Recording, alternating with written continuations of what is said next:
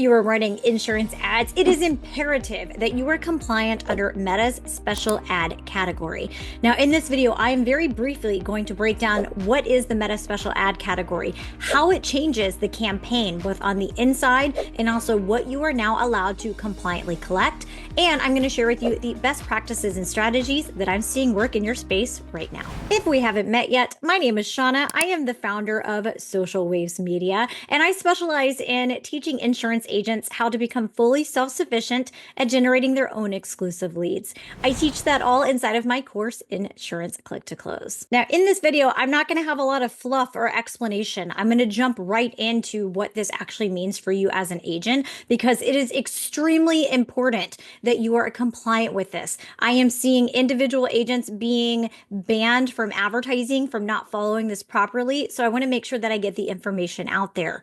But if you are an agent that really likes to know all of the details, I do have an extended video that really dives into this and breaks it all down that hopefully we'll be able to link to right here that you can go check out. So what is the Meta special ad category? What you need to know is that insurance now falls under the financial products, which is a Meta special ad category. And that is something that you absolutely have to select and turn on at the campaign level. Now, this special ad category was created in order to protect certain demographics from being discriminated against whenever it comes to things like housing, career opportunities, loan opportunities, and so on.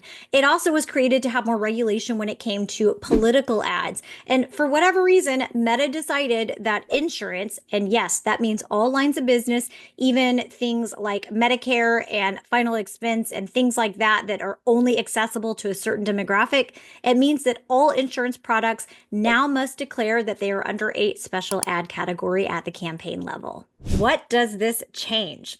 We're going to dive into two distinct parts that the special ad category changes. We're going to start with what it actually changes on the campaign of what you're able to target and not target anymore. And then we're going to jump into what you are allowed to compliantly collect. And this one is super duper important that you are starting to be compliant with. So whenever it comes to at the campaign level, the moment that you toggle on that Meta special ad category, it instantly removes certain targeting options. So let's focus on what you can still control. You still can control the state. So that means that you are able to control and only get in front of users that are living in the states that you're licensed in. So that's great news. You can target a city plus a 15-mile radius. So if you want to do a more localized ad, you absolutely can. There is still some interest targeting options available. The last time I was in the ads manager, there was insurance, there was life insurance, and there were some other interests that you could definitely put in there. You still can control the placements or where your ads are actually served. And then the most important one is you can control the messaging. Now, whenever it comes to what you cannot control anymore, you cannot control the zip code, you cannot target a specific gender, and you cannot control the age. So that means that the ad set is automatically going to be set to serve to 18 through 65 plus. Now, I do want to throw in there, I understand why this was a really big concern, but I'm here to tell you that I have seen that the right content is still going to get in front of the right user if you are utilizing the right messaging. This is something I really dive into the details whenever it comes to the other video, but I just want to let you know within the first 1,000 to 3,000 impressions, if you have the right messaging in your actual ad, it is still being served to the right age demographic. So that is great news. Now, let's talk about what information you are allowed to collect and what information you are not allowed to collect, both at a form level or if you are sending traffic to a landing page. Now, this one is super important. So lean in and listen to the words that I'm saying. You are allowed to ask for their name. You can ask for their email address, you can ask for their phone number, and you can ask for the state that they live in. In addition to that, you can ask a custom question as long as that custom question is not asking for some non-compliant information. Now, this is a really big one. The items that you cannot collect. You cannot ask for these things when you are running a Meta ad. You cannot ask for the gender. You cannot ask for the marital status, the birthday, the age, the zip code. I know that one hurts. address, or any other health specific information. Now, there are agents right now that are running ads and even lead vendors that are running ads that go to landing pages that still ask for some of this information, like the zip code, the birthday, all of these other things. It's not compliant. And I will tell you, I can honestly tell you, I have done my due diligence on this. I have met with multiple different Meta reps. I have climbed the ladder inside of Meta to say I need written documentation of what information is allowed to be collected and what isn't. And I do actually have that confirmed with them. You cannot ask for their gender, marital status, birthday, age, zip code, address, or any other health information. So I promise you, if you could, I would be shouting it from the rooftops. But eventually, their bots, it's already starting to happen, will crawl those landing pages. And if you are running a special ad category, but you are asking for information that is not compliant, then you're going to get your ads rejected and you could eventually get your account shut down. Now, if you really want some more information on diving into that, again, I have that more extended video. But for now, I just want to make sure that you know you can't ask for that information on an ad. Once they're in your CRM, once they're in your system, you can send them an email and say, hey, there are plans available that could save you out of pocket costs based on your zip code. So please give me your zip code. You can do whatever. But when it comes for asking for information through an ad on the platform, those things are a no-go. So let's talk about what strategies are currently working. And I'm going to share 4 with you right now.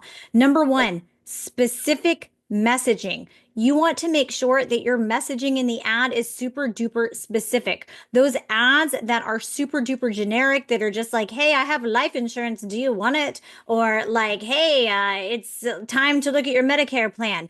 Those aren't working as well as super specific messaging, such as if you're turning 65 in 2025, there are specific dates you need to know. If you're a parent, this isn't fun to think about, but you must protect your family. Did you realize that the average funeral costs this price? So that very specific messaging that calls out a specific demographic, even getting down to the ad level. For example, if you are targeting, let's say, Texas, Alabama, and Florida, let's say those are the states that we're running ads to, making ad creatives that are specific to those states. I use as an example a lot, putting the Texas flag as kind of the background to my ad, and then having something that says, Texas residents, there may be new health insurance plans in your area that lower your out-of-pocket cost. And then for Florida, maybe I would put a Sunshine State. Attention Floridians, there are new burial plans that are available to you in your area that I have access to, or whatever it is. Making your ad super specific to the demographic and even super specific to the location makes it feel more personal, custom, and it is going to capture the attention of the right individual. 2, optimizations based on age breakdown. In the Ads Manager, you are able to click on a tab and you're able to break down the metrics. And you want to break down your metrics based on age, because the reality is we want things like the link click-through rate. We want that to be super high for the right demographic. Like if I'm running a Medicare ad, I want to see the 60 plus be a high link click-through rate. When it comes to looking at 30-year-olds or 20-year-olds or 40-year-olds, I want to see a super low, terrible link click-through rate. The reason why I want to see such a difference in how my metrics are performing and make optimizations based on that is because your ad inevitably is going to get in front of 18 to 65 plus year olds. The algorithm is going to test all of the different demographics. And if they start showing it to these people over here, and it's like, people are not clicking on it, they're not interested, they're getting off the platform after they see your unrelevant ad. And then these people over here are clicking on it, interested in it, converting into leads. The algorithm is going to pay attention to that and get the right content in front of the right user. Yes, they want to get you the type of conversions that you're looking for, but the reality behind it is it's in their best interest to serve relevant content to their users. So they also are trying to do that as well. Number 3, logic forms. When you are utilizing the instant form on the back end, there is the ability to use a conditional logic form. And that puts up a barrier where you're able to ask a question. If a lead answers one way or a user that's coming through, it stops them from becoming a lead. If they answer another way, they move through and become a lead. 1, that helps you filter out unqualified individuals. And 2, the algorithm starts paying attention to this person clicked on the ad, but they didn't become a lead. This person did, and they did become a lead. I'm going to start sending the content more towards people like this.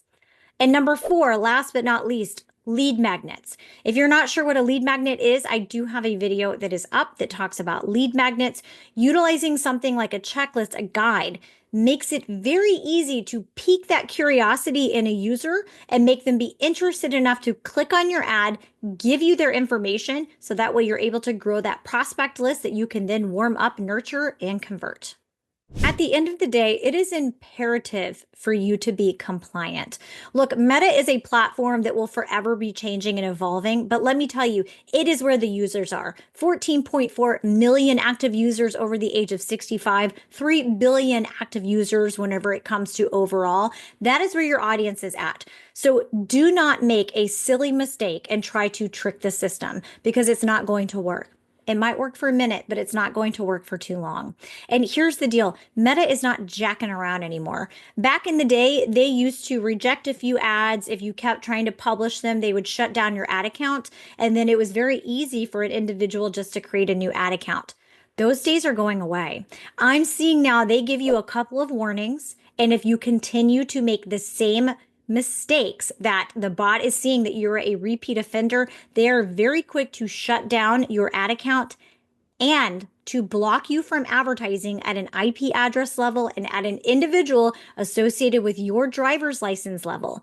I've seen it happen far too many times to agents that were well-intended, or agents that happened to be working with the wrong marketer that made too many uncompliant mistakes that they ended up getting the entire team banned. So just don't do that. I genuinely care about you and the longevity of your business. My goal is to empower you to be able to take full control over your lead generation. So if you have any questions, drop them below. If you want more details, go check out that other video. And if you are interested in this type of content, go ahead and click that subscribe button. It costs you nothing. It means the world to me. And I'll see you in the next video.